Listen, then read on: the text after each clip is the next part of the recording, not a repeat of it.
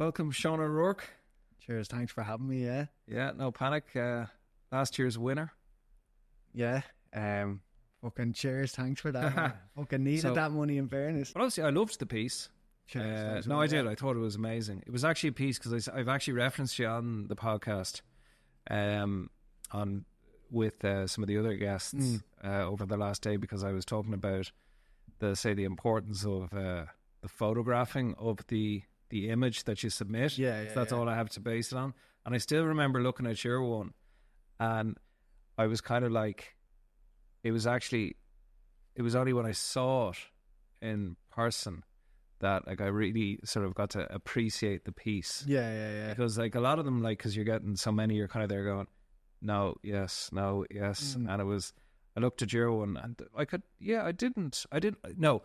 I had seen some of your work already, so in my mind I was there, I think it'll look like this, which was handy because you had part of an exhibition just around the corner, and the one piece that I remember and I loved, and you actually been posting about it recently, was the one with the like public order unit. Yeah, the Garda eviction. Yeah. That was deadly. What street was that? Over the north side when they were evicting housing protesters. And it hit the news, and I thought it was just a powerful image. I was just thinking of a quote of James Connolly's. Yeah. Where it's just basically saying, like, if Ireland's free, like, basically the British class will be replaced with the ruling class, and they're going to kick you out on the street wearing a harp instead of a crown, you know? Yeah. So, which is going on now, basically. So I found that image was just very powerful, especially they're all ballied up and they're helping, like, a private landlord evict someone. Yeah. You know, and then they're ballied up as well, the private security. Yeah. Actually, funny enough, the night before that happened, I was training jiu-jitsu in a gym right around the corner from that. And we were leaving the gym, and there's this one lad, and he's like, big lad, big, stocky, strong-looking lad, Yeah. like the Hulk, man. And a guy came up to him and was like, do you want a job? Basically to evict these people out of the house. Right. And he said it to me, and I was like, man, don't do that. Like, don't do that at all. The next day, he didn't do it. But next day, then it was on the news about... so he was literally just... The landlord was literally getting people off the street Yeah. as private security. But yeah, different story. Went on a bit of a tangent there. No, not at all. Not at all. But like, well, a lot of your work is sort of based around those themes. Yeah, definitely, And- 100%. Yeah. Yeah, and homelessness, and so kind of there's a youth aspect to it as well. But the sort of I remember the really interesting piece about your work that I loved, and I think it was one of the big pull factors when it was purchased as well, was that the medium in which you painted on the oxidized metal. Yeah, the metal from the flats, yeah. Yeah. So like I know we've talked and stuff about it, but like where did the idea about painting on the metal come from? Well, I was in my final year in college, and basically I was going in, I was like, what I want to make work that like reflects my interest, my personality, stuff like that. And I was doing kind of work around, like, you know, in second year and stuff about, like, you know, graffiti and going into, like, urban exploring and stuff. And so I always had this, like, I was drawn to, like, this urban raw aesthetic. So I went out and I was just, like, photographing all of these, like raw urban aesthetics. And I eventually just narrowed it down to, like, flats, because there was loads of, like, derelict flats around my area, around Dolphins Barn and Teresa's Gardens and stuff like that. So I went in and I was documenting that, and I just like drawn to the metal plates on the windows, because they were like abstract paintings in themselves, but they kind of conform collectively as a whole. And I just found that really interesting. And then when I was going down to these areas, I found out then that they're going to be demolished, part of like a regeneration project. Yeah. So I just made it like, you know, like a habit to just go down like every day or second day, just document, just realizing like, just take as many photos as you can, because these are going to be gone. And one day I went down and I saw that Dublin City Council was down there and they were stripping the metal off the windows. Yeah. So as soon as I saw that, I was like, I need to get my hands on these. And I went up to some council workers and was like, basically saying like, can I get a few of these? I'm in NCD, I'm in my final year, and I want to make art out of them. They're like, what do you mean you want to make art out of them? It's like, I want to paint on them. It's like, what do you mean you want to paint on them? So like I eventually made my way up the Dublin City Council hierarchy to get it to ask for them, and they told me I was allowed to take one, so I took more than one. And then I went down to Trees Gardens, and when they were doing demolition there, they were just really fucking sound about it because they were just getting buried in the rubble, and they were going to get thrown away anyway. Like they weren't as precious with them. So I just started collecting these metal plates. And I just, in my final year then for that end of year project, because the flats were being demolished, I was like, I'm going to make this about like the flats, Dolphin House in particular. So I painted like Dolphin's House flats, the first block that was demolished, part of that regeneration project. I did a triptych. I called it Crucifixion because I was looking at a lot of Francis Bacon's work at the time. So I did a triptych. I laid it out kind of like, you know, with like the onlooker as same as Francis Bacon's painting, where it was like, you know, the corner block of the flats with the camera poking out, looking onto the scene of it being demolished and stuff. But so that's how the story of how I got the plates first. But then over time, like what happened was I started looking at the plates in different ways, because even with that project of Dolphin's House, I wanted, like, obviously it was about commemorating Dolphin's House, but then I was kind of projecting my own kind of like personal feelings and reflecting back on like myself as an adolescent and stuff. So I was like looking at the crucifixion in a way like, oh, it's like, you know, the idea of a facade, like you can say a facade also means either like the front of a building or a facade that someone puts on as a social mask. So I was looking at that idea of like, you know, how people perceive me when I was younger. And this idea of like even young lads around flats, and just like the idea of like, you know, you're putting up that hard man image, but a lot of that's coming down to insecurity, and, you know, also as well the way society sees you, and you're putting that onto yourself, you know. And so I wanted, after I did the flats, it was commemorating the flats. I'm not from Dolphin's Barn, I live around the area, but I'm not from the flats. So that was kind of more so like the project, you know, it's to commemorate the flats. And then after that, it was also at around the same time I had like a photo of myself, like with my hood up, and two of my mates from Charlo actually. And I was like, this is a really interesting image, you know. And I found an image of myself with my parents as a baby, and it was like same exact pose, you know. And one is like, I'm a baby, I look a little bit startled, you know. Obviously, like a baby would just act the way they feel, you know. It's like if you're startled, you act that way, but as you get older, you're more conscious of other people's opinions. So like the idea of like having your hood up, like with the pose and stuff like that, it's like a masking thing, you know. So I thought it was interesting to do like a diptych of the two. And I originally had these two photos in college, but I didn't actually paint the piece until after college. And when I was in college, it was on my wall, and I can remember this, another student came in and was like, how did you get that photo of them scumbags? And I was like, that's me. You know, so it played into that whole thing of like the way people perceive you again. It's like, you know, it's like if people are calling you a scumbag, you act like a scumbag. If you're insecure in like a male growing up in an environment like that, you might, you know, try to be a bit more of a hard man than you actually are. So I found that very interesting. Also played into this whole idea of like influence. You know, it's like you got like my parents, my peers, and then the environment itself that you grow up in. And all these, that's one bit of my work when, like, again, it's like with the metal plates, it became like first you're going in, getting drawn in like aesthetically to something, you know, and I'm getting drawn in unconsciously as an adolescent to environments like this, and then I'm going in more consciously as an adult and then as an artist, and kind of from there it began, like, it was very naive at the start. So going aesthetically, look at the aesthetics of something, and over time you're like, you know, you're reflecting, what does this actually mean? What does it mean about me? What does it mean about society?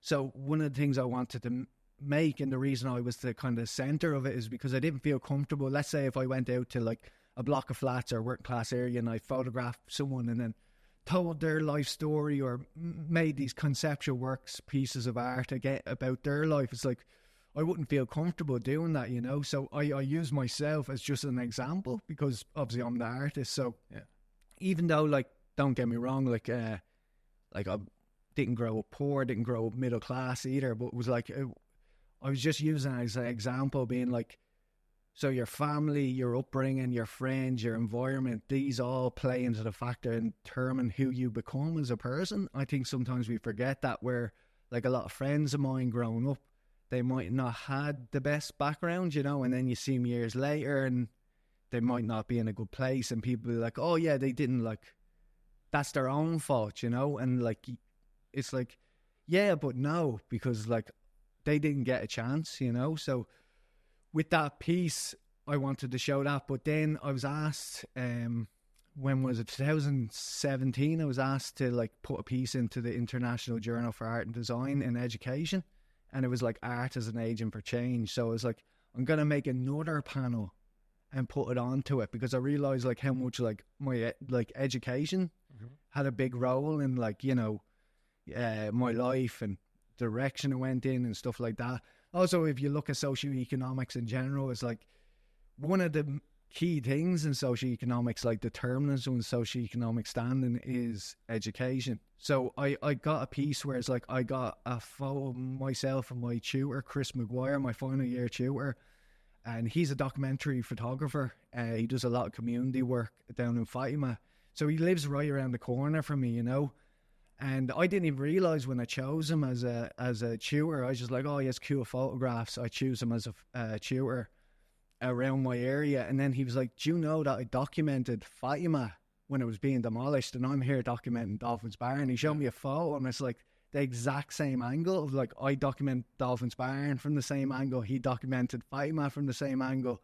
And obviously having that influence there in NZD, like with Chris, because like obviously college in general, especially our college and stuff, it's changing now, but like there's not that many people from working class backgrounds. So to have a tutor like that, it was a big influence for me, you know. And so that was a panel that I added on to turn into a triptych. So it became then like your family, your peers, your environment with the plates themselves, and then your education. So the photo of me and Chris McGuire standing together, you know, showing like all these different influences and how it determines the person that you become. But yeah, because you, just before we were chatting about like how photography is a big part of your life as well, and how you have like hundreds or thousands of photographs saved on your hard drive, and you might revisit them every little while. And do you use some of those photographs then as the basis for your artwork? Yeah, definitely, 100%. It's like my ground research. It's like being on the ground, going out, document these things. Obviously, sometimes I will use other people's photographs, just because, whether it's like, I don't know, I'm trying to make a statement about something and I don't have that particular photo or whatever. But majority of the time it's my own, and it allows me to actually go out and experience it. Obviously, like, photographs one thing, but then going out and being out there is another thing. And also as well, like, it just plays into the whole idea of urban exploring and stuff, and goes back to like when I used to do graffiti. It's like, you're doing graffiti, you can still get nicked for trespassing, I guess, but like at least you're not going to get vandalism charge. But like, did you do that? Like, was that kind of your first sort of exploration into into the sort of art where you did like? Yeah, I did. I would have started doing graffiti when I was like 13 or something. But like, I always liked to draw. I wouldn't say I was like amazing at it.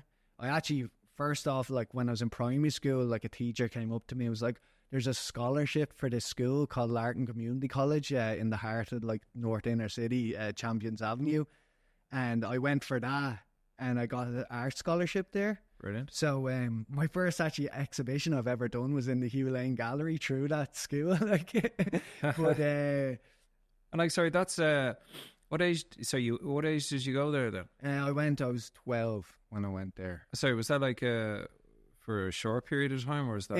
I was there for like 3 years into third year. It was weird because I got dropped into a school where it's like I didn't know anyone, or like obviously friends of mine all went to different schools like from growing up, and then like I was just dropped into like Dublin North Inner City, you know. But was that leaving like, say, mainstream school and going into, say, like this arts scholarship. Well, the thing is, it's a community school. It's just Yeah. they had like an art scholarship. Okay. Whereas basically, like, what is it, like €150 fee to go to the school each year? You don't have to pay that Right. with the art scholarship. And like, you had to do a test where it was like, you basically had to, you had to draw a picture and then do an acting, like, kind of like a task. Yeah. Whereas basically they brought my ma in and then like this other kid with his ma, and we had to use the word bubblegum Right. to express emotion. It's like, you're sad. It was like,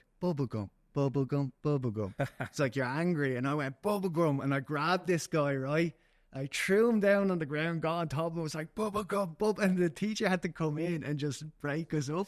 I did this in front of his ma, and I was like, I like to think that's how I got the scholarship. Yeah. I could have been the next Barry Keoghan. You never Oh yeah, know. like it's a pretty unique test that you were put through. Yeah. In fairness, though, the funny thing is I got kicked off the art scholarship because I wouldn't dance. They were trying to get me to dance. They were- Really? Yeah, because they had all different things. They were like, right, drawn, and then like they were putting together this play, and it was like you had to draw, and then they were trying to encourage the people that did like more focus on art than to do the dance side of thing. People who were more interested in the dance and theatre side of thing.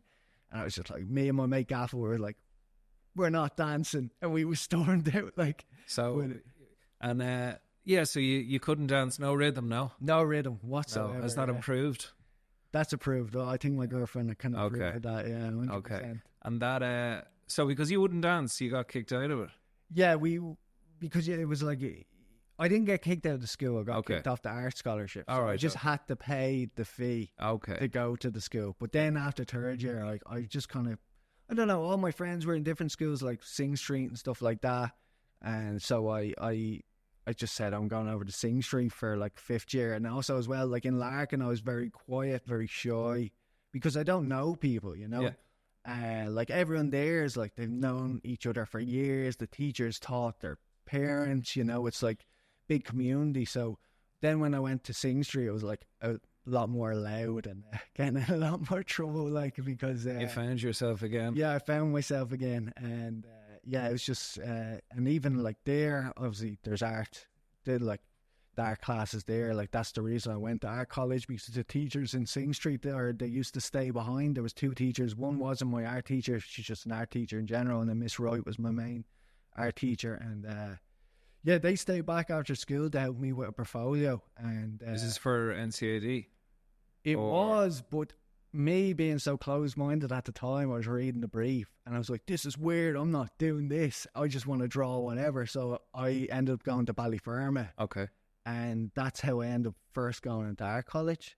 And then when I got to Ballyferma, they were going around the room being like, what were they went around the room on the first day saying like, what colleges are you applying for, because it's a portfolio course, you know, a PLC. So Ballyferma was a portfolio course. yeah, so, So you go in there and you kind of put together your portfolio. yeah.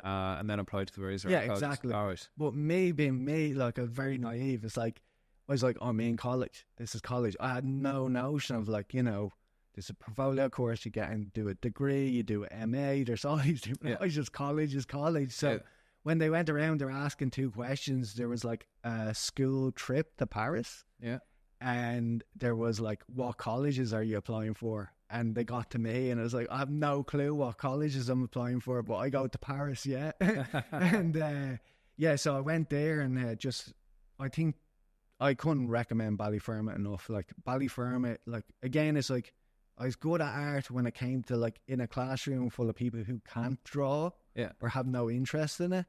But when you go to art college, then you know it's like, oh shit, these people are good and I'm Yeah. not that good, you Yeah. know? And Ballyferma really helped you get a base for like skills, you know, not necessarily the kind of conceptual side of things, you know, but building on them skills and practicing like through life drawing and stuff like that. And I never forget, because I was kind of, I don't know what it was. It's like I wasn't really fully, well, I do know what it was. I wasn't fully committed then, because I was doing a lot of jiu-jitsu at the time. So I was more interested in put my energy into that Yeah. than doing art. And I was just that thing of like, what am I going to do with myself? And it was like, I just, between realizing like I did want to be a professional artist, and then there was this little bastard who would like look at my drawings and smirk and make comments. If even when I say something, like he'd repeat it back in a double accent. I was like, I show you, you cunt. So I was like, just then dedicated. Like, go to all, like, loads of people wouldn't go to life drawing because that's when you're drawing people in the nip. But it's like, because it's like 3-hour class, your shoulders be at you, your hand be cramping. It's like very intense, but I just like, I'm just like jiu-jitsu. It's like, or jiu-jitsu showed me is like, you don't need to be physically gifted. You just need to show up. Yeah. And you go a long way. So I just showed up, put in the time, and the skills I learned from Ballyferma helped me a lot then going into NCAD, because they don't really teach you anything in NCAD. You're kind of just left to...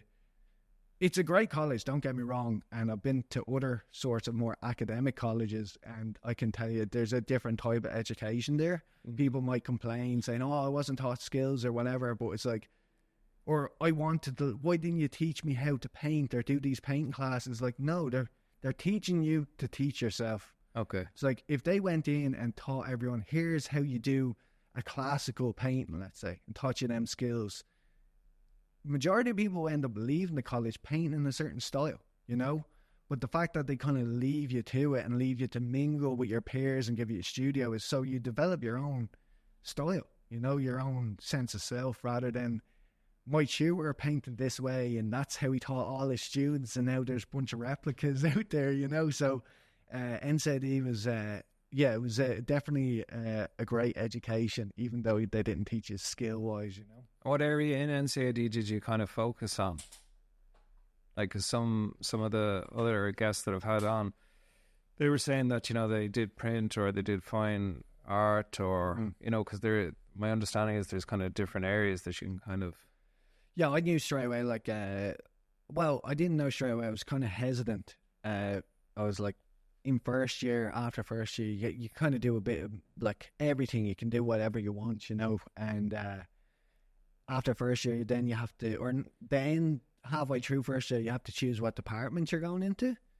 And I was like stuck between, like, obviously paint number 1, print number 2, graphic design and product design.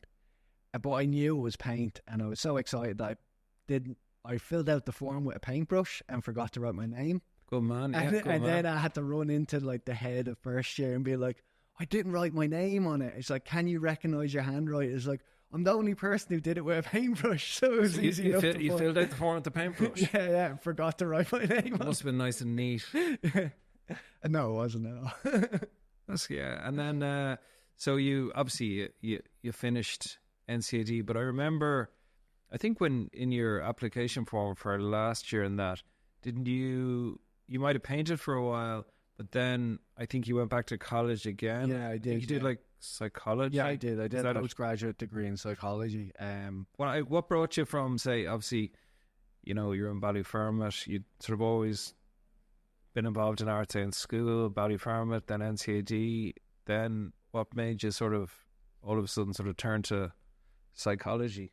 Well, like, this is the great thing about art, and the point that I try to get through to people, because a lot of times people think, like, oh, art is nice paint on the wall, you know, like, that's all it is. It's like, or you paint something that looks like that, that's good art. But it's like, no, it's much more than that, and that's what I love about art. It's like, it can be, there's nothing wrong with something just being aesthetically nice to hang on a wall. But for myself, like, if that was the only thing, I would have probably gave up on it a long time ago. Not to say I won't paint things that are just aesthetically nice, but it's the fact that I'm able to explore different topics through art, because art is really just a reflection on what's going on both personally and in the world, you know? Yeah. So, like, again, going back to college is like, so I, like, before I was kind of painting paintings for the sake, I was doing kind of commercial stuff as well, like being like, oh, people like this will sell. And I can remember doing these paintings for an exhibition,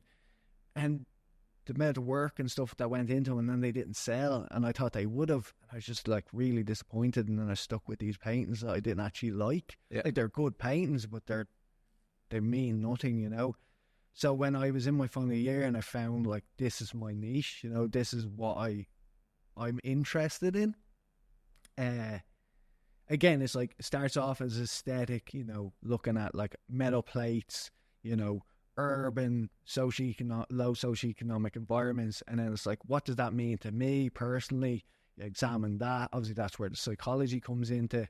Then you'll go out broader. So even like with psychology, for instance, like I'm interested in psychology because doing this work, it made me reflect back on my past, different people I hung around on, why they were the way they were, you know. And it's like it's like that thing of like, for a long time I was like, oh, I just, you know, pulled myself up by my bootstraps, and got even people come up to me, it's like, fair play, man, I can remember you back in the day and what you were like. But like the thing is like, again, going back to that influence thing, like realizing all these different factors that make someone into who they are and their behaviors and the course that they go. So I was interested in psychology from that point of view. So I started reading more about it from an academic sense, and then it just started building where it's like, you know, it's like, obviously there's psychology, the individual, and then there's society that plays into it. And then what society that's built on, like politics and history. And then it's like, you realize that we're all interconnected into this big vast thing that determines who we are and the way we behave. So that's where the psychology came into it, where it's like, I always wanted to go back and study it academically. And then I was kind of in a weird place where I was trying to make new work for a while, and it just wasn't clicking with other people and myself, because I don't know, there was a kind of weird imposter syndrome I was feeling, because like, I'm making work about the flats and stuff like this, but like, I haven't hung around these areas in years, and I'm always in the studio.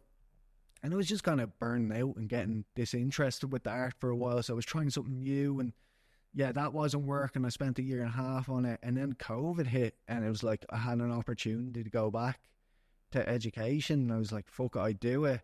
And I did it, and it was like, it was great because I learned so much.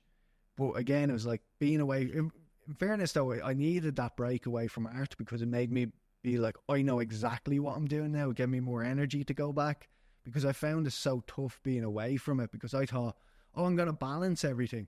No, not at all. Like, I might got some painting in, but very rarely, because there's just so much work. Also, I'm dyslexic and ADHD and stuff. So it's academic work like that was very tough for me. You know, it was like, not that I couldn't do it, but you know, I just process things at a different rate, you know. So I had to dedicate more time to it. So then other students, so I found it very tough, because it ended up being like all my time going to like this course. And then you're going on to Instagram, you're seeing other people do things that you want to do, and you're like, oh man, fuck. But again, it was like, I do think it's good, because it gave me, like, I'd be in lectures and I was just getting ideas for work, you know. Yeah, but that's brilliant, isn't it? And, maybe you were in the right place, like, to... Yeah, and also, funny enough, like, I did my research thesis on, like I did it on basically like low socioeconomic status effect on children's well-being, through the perspectives of teachers working in disadvantaged areas, you know. And so I went out and interviewed loads of teachers, and I used this method called thematic analysis, which is actually very useful for my work in general now that I look at it in terms of like conceptually.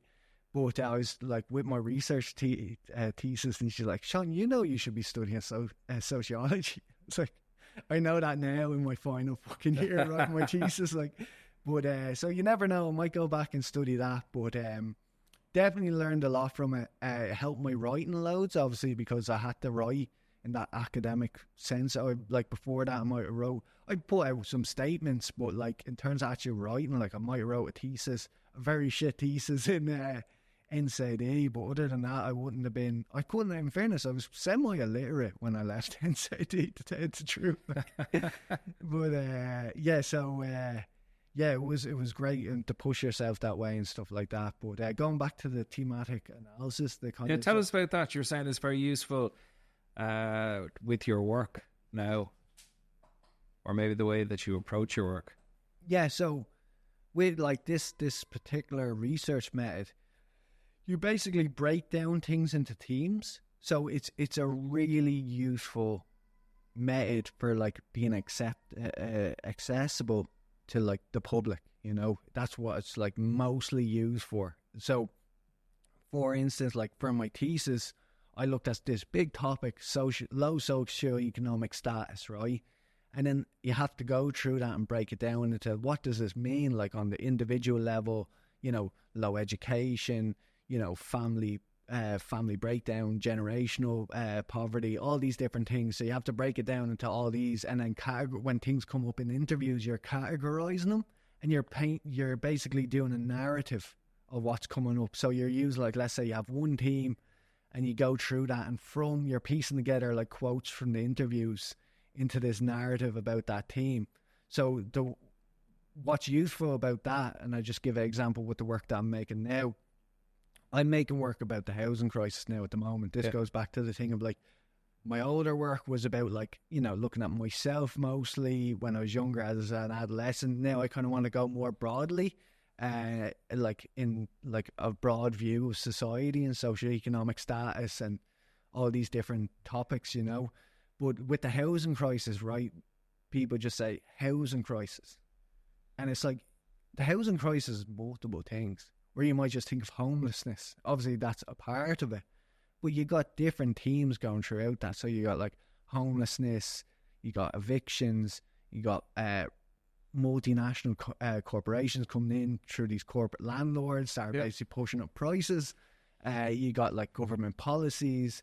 You got all the people living in their Mazgaff, parents' houses or people going into mortgage arrears. You got all these different factors, and through, like, thematically, like, breaking these down, it allowed me to be like, right, I'm going to make different paintings on different topics around these. And it kind of simplifies such a big overarching theme, the housing crisis, into smaller facets. So that way it's like, you can then, the audience can understand it or connect with certain parts, because obviously when we talk about the housing crisis, like, one person could be living in their parents' house, another person might be homeless, another person might be in emergency accommodation, another person might have been evicted, one person might be part of, like, a community housing activist group. So it's like protests, stuff like that. So it allows me to break it down into all these different themes and come at it being like, what image would represent this the best? Or what image can I get that will represent this the best? So I find that research method very, very handy for the type of work I want to do, because again, it's like, I'm learning through my own work. I might not know everything. I try to defer to people who are more educated in the topic and research their work. But again, it's like, I'm teaching myself, but I also want to teach others what I've learned, And the pieces that you're submitting to this year's exhibition, can you talk us through kind of the early stages? I know you haven't finished them, and it's 2, possibly 3 that you're going to submit, but yeah, so are they based, like they're based on what you've just been talking about? Yeah, so I have 2, one pretty much done, just a few touch-ups to do, and then I have another one I'm working on. I'll hopefully start another one, and I see whether I get that done in time. But I have one is basically, I'm going to call it Living in Your Mazgaff. I have this, like, big granny's gaff with, like, a kid's goalpost painted on the side of it. Yeah. So I just thought, like, this looks like a proper granny's gaff, and also as well, like with the child goalpost on the side, there's something childish about it. So I was just thinking about the idea of, like, how people in full-time employment and everything are, like, moving back home because they can't afford rent and stuff. So that's a big part of it. So that's one of the pieces that I'm doing. And then another piece is, there was a protest group down in Pimlico, actually around the corner from that other painting of the horse. Yeah, last year's one. Yeah. So they were out there camping there for, like, months, and the guards would come down and just break up the campsite. And they were basically protesting, obviously, the housing crisis in general, but there was, like, a building next to it. It was actually my old studio, Steambox Studios it was called, but the Dublin City Council sold that off years ago to, like, I don't know, some fucking corporate landlord investment trust, and it's just left there vacant. This is another problem with the housing crisis, like vacancy. And obviously my work, I've painted many derelict buildings in my time, so they were protesting that, being like, there's all these buildings around that aren't being used. There's land being hoarded, so they're protesting that. They were there with their. There was people who were genuinely homeless there, and then there was people from the activist group that would also camp there, and they'd have like these signs where they were painted onto bed sheets, whether it was saying things like dying is living is too expensive, dying is cheap, or take back empty buildings, and they had like starry plough flags and stuff up, and I just thought it was like a powerful protest, and just like the fact how they engage with the community and stuff. So I had photos of that, and I was like, I'm going to do a painting at some stage of this. So I've been painting that way. So I have that piece there around the housing protest activists, and then a piece about living in your ma's gaff, how a lot of adults are living in their parents' gaff. And then I am hoping I have this old photo of Teresa's Gardens. Yeah. Before there's 2 blocks left, but this was like years ago, so this was like 2016 or something, and I'm gonna paint that and just call it Vulture Land, because a lot of public land, mostly like flats and stuff, has been sold off by NAMA to big corporate landlords, and that.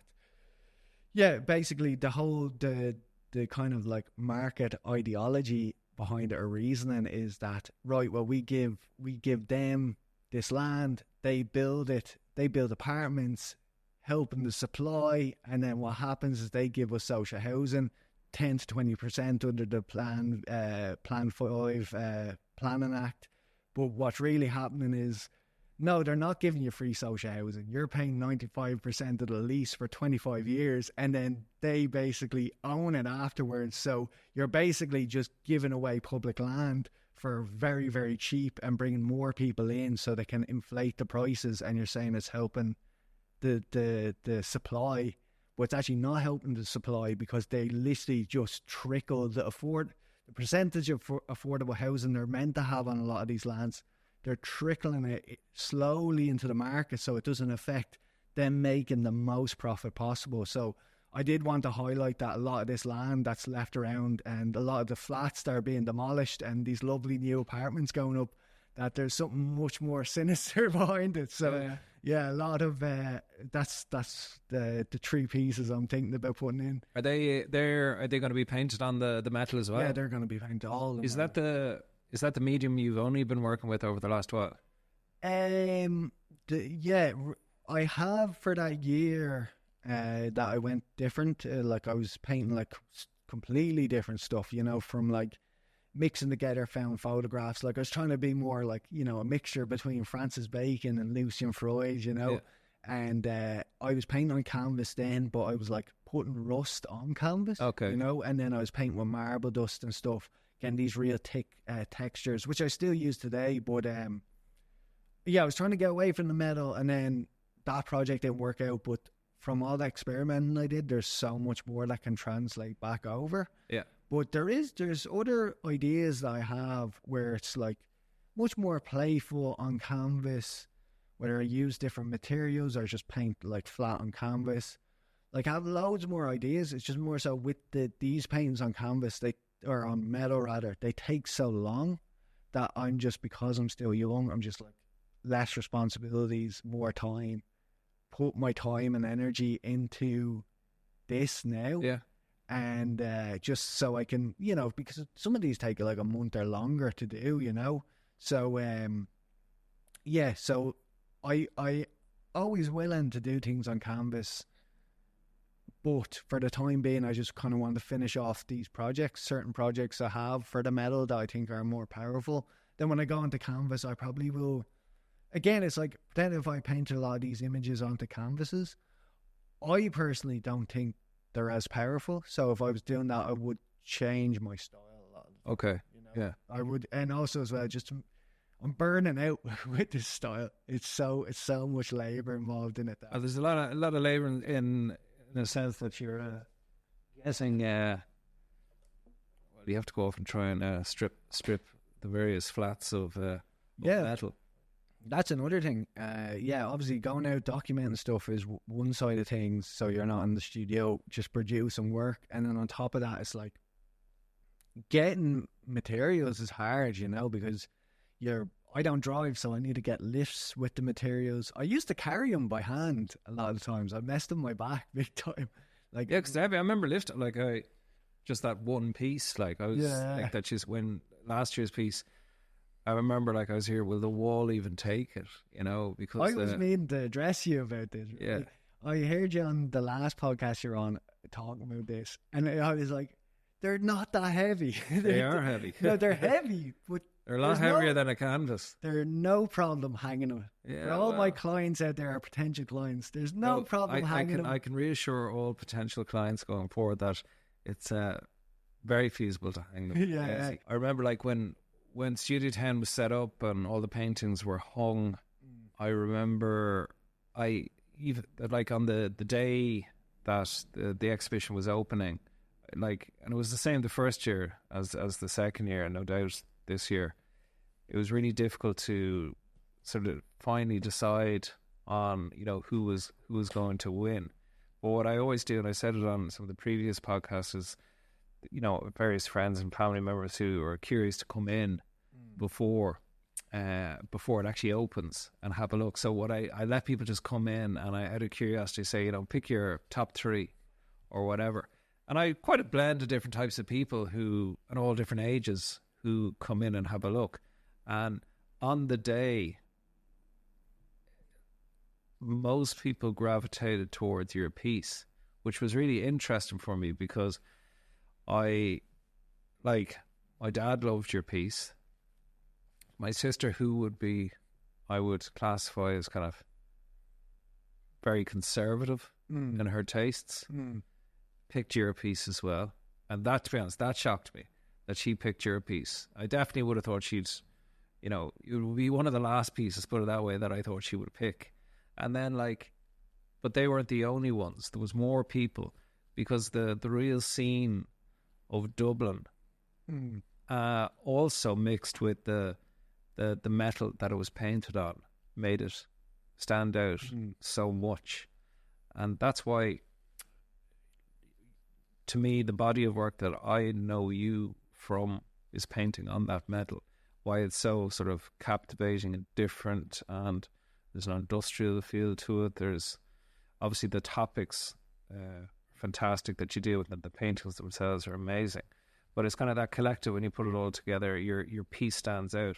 So it was a very interesting little experiment for me when everyone was picking your piece. And ultimately, that's sort of, because I always have sort of 1, 2, 3 bits, and I can't kind of, you know, it's hard to sort of, because you nearly want to give everybody the award, but so it's hard. But no, it was interesting when people came in and they picked your piece, and your piece was sort of on my mind as well. And yeah, that's sort of, so that played as a process of you picking me for the prize, did it?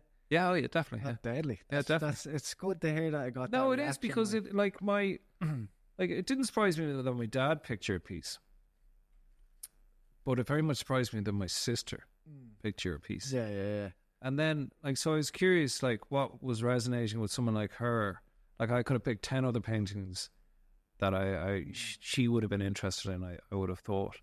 And, but what sort of resonated with yours? And it was just like, it just captures sort of the essence of Dublin, sort of inner city life, the horse. Like, I remember the yellow lines going around, the double yellow lines. Yeah, it was kind of simple in itself. But when you sort of married it together, with the sheet metal, there was something about it, and it was just sort of authentic. The rust, because you were picking it up and it was kind of on your hands, so no, it was a super piece and a worthy winner, and there was plenty of good competition.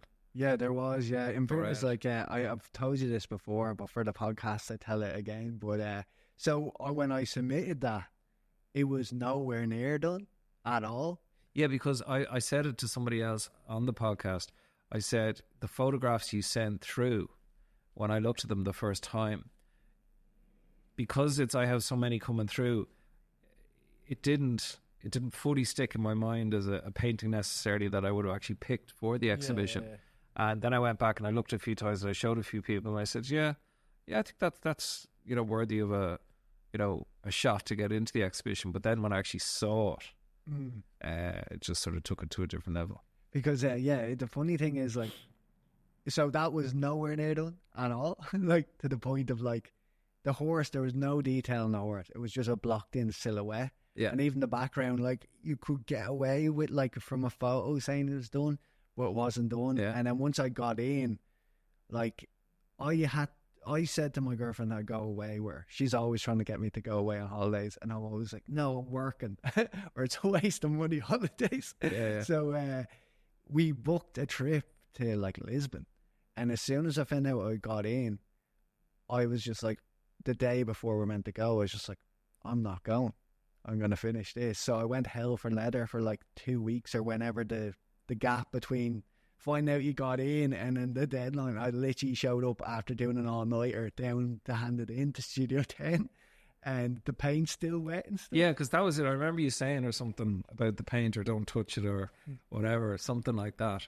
Yeah, so it just shows you, like, chance your arm, break the rules, you know? But it's just that thing of, like, once I found it actually got in, because when I tried to get it ready for the deadline, it wasn't done. I was like, feeling real shit about myself, being like, oh, I didn't get it done on time. Like, I know that I have the potential of, like, possibly winning this if I had this finished.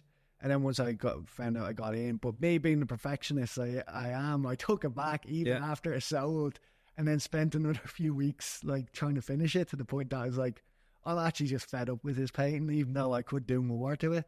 So, that was just funny how, like, it paid off, because the fact that we didn't go away for ages, I paid all this money that I didn't have to go away on a holiday and then not to show up with her.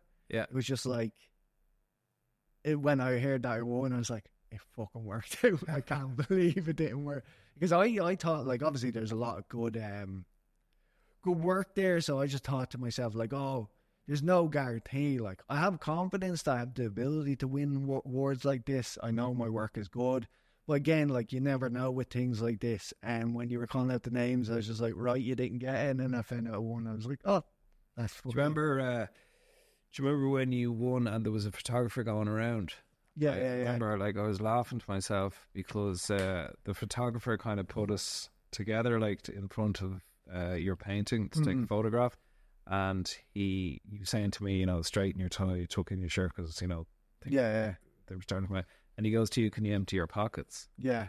And, like, there you were going, like, so you pulled out, like, your car keys, your house keys type of thing, like, everything, and you just had this ball of stuff from your pockets, and you went over, and do you know who you handed it to? Who? The guy who just bought your painting. Oh, did I? Yeah. So you handed David O'Donoghue I didn't realise your car keys and your tissue and all of this stuff. So he was just standing there holding this after purchasing your painting. Like, in fairness, I wouldn't have done that if the photographer didn't say, like, just give it to anyone. Yeah. So but the anybody was him. You know. Yeah. So that's gas. Yeah, because it was it was fantastic. Like, obviously I was thrilled to pick you as the winner, and I was really pleased for you that the painting had also sold, because that's it's fantastic, on top of it, Yeah, again, it goes back to, like, I really needed that because it was like 3 years in college. So I did the psychology for 2 years, and then I went back, and it was part-time course, but it was still taking a lot of time away from my practice. I did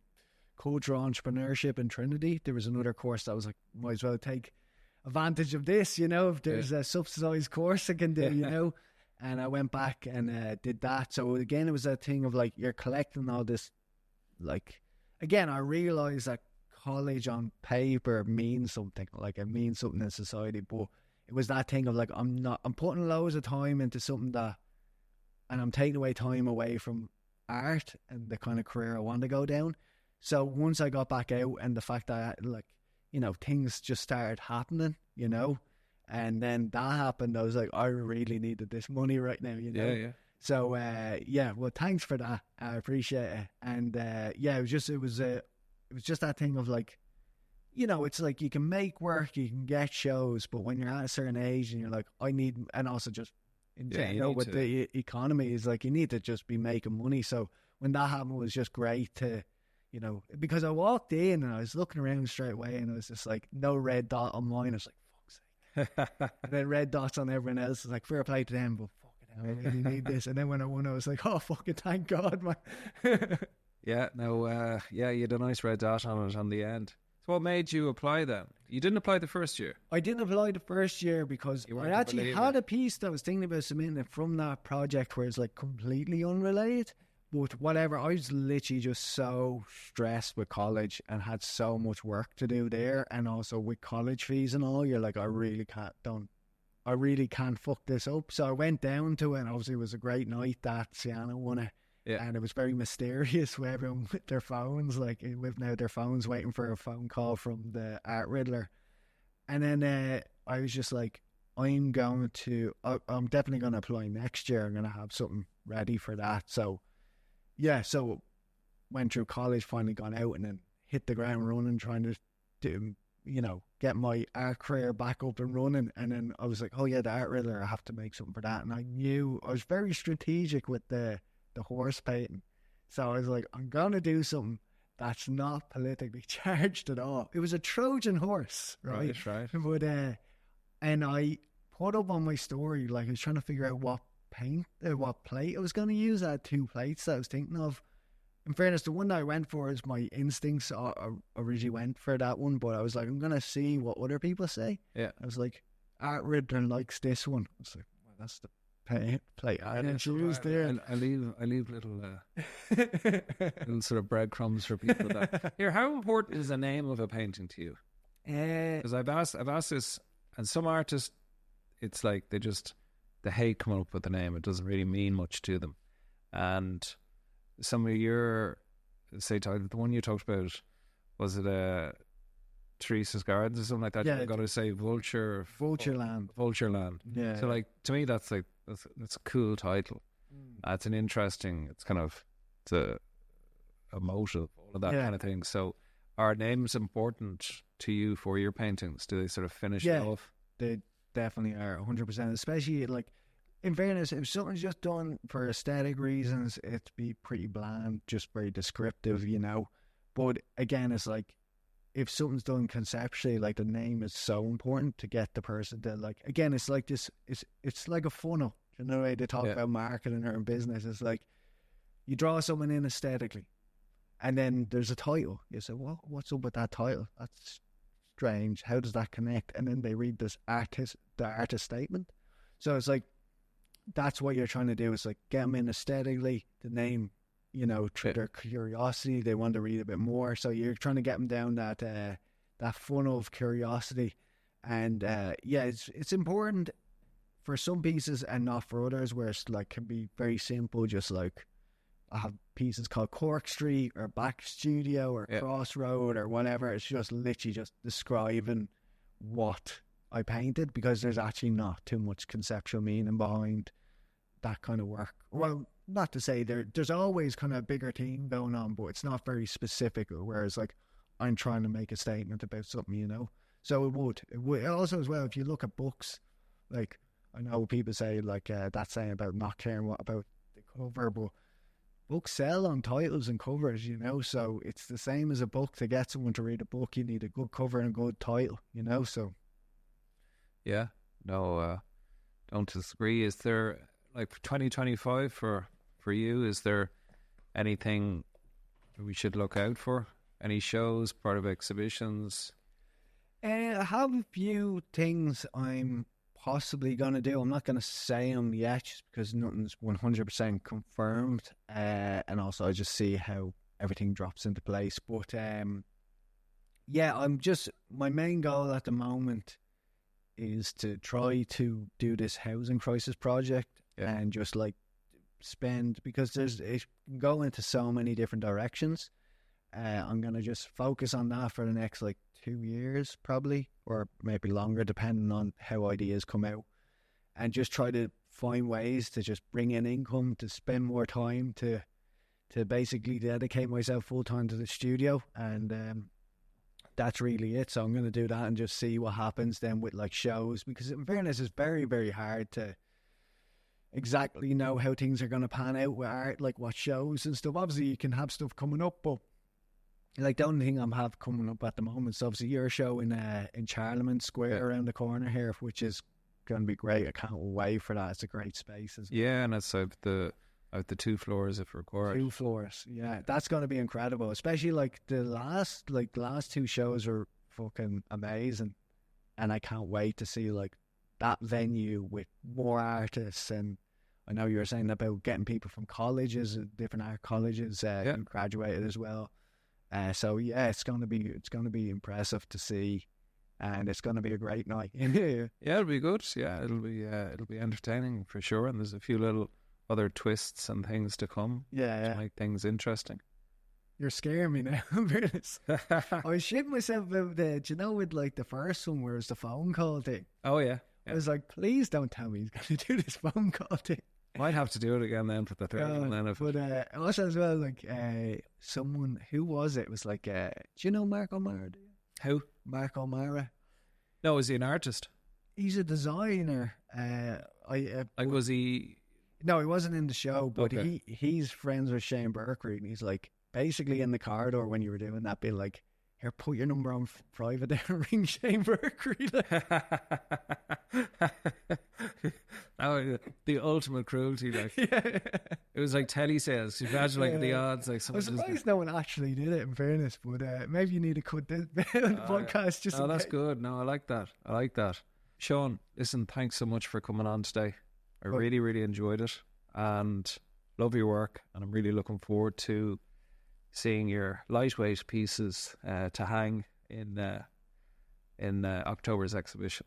Oh, cheers. Thanks for having me part of it, and thanks for having me on the podcast today. This is great, and it's good to meet you I met you in the flesh before, but sit down and have a proper conversation. No, it's cool. No, I appreciate it very much. Well, cheers. Thanks.